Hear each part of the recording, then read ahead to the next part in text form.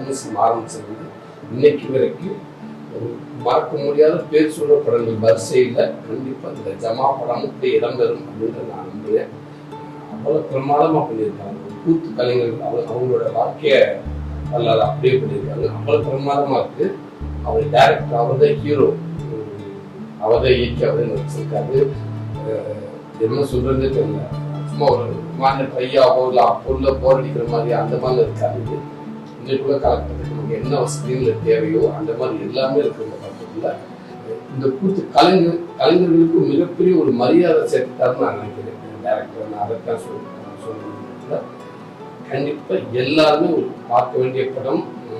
எல்லா பத்திரிகையிலும் எல்லா தொலைக்காட்சியும் மிகப்பெரிய பாராட்டுகள் குவித்து நான் நம்புறேன்.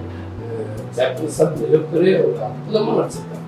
சரி, அவர் அவங்க ரொம்ப பிரமாதம் நடிச்சிருக்காங்க. கேமராமேன் எல்லாமே சூப்பர். எல்லாத்தையும் தாண்டி இந்த படத்தோட மிகப்பெரிய ஒரு நல்ல சினிமாவுக்கு வச்சவர் இளையராஜா ஐயா. ஆனால் அப்படி ஒரு உயிர் கொடுத்துருக்காங்க அந்த படத்துக்கு. அவர் தான் நம்ம முன்னாடி வராது. இந்த படத்துக்கு கண்டிப்பாக ஐயாவை விட்ட வேற எதுவும் நாங்கள் வேற யாரும் இருந்தாலும் எந்த அளவுக்கு சிறப்பாக இருக்குமான்னு தெரியல. எனக்கு போட்டு இந்த டீமுக்கே நம்ம மனமார்ந்த படத்துக்கு ஜமா மிகப்பெரிய வெற்றி பெறும் அப்படின்னு நான் நம்புகிறேன். பார்த்து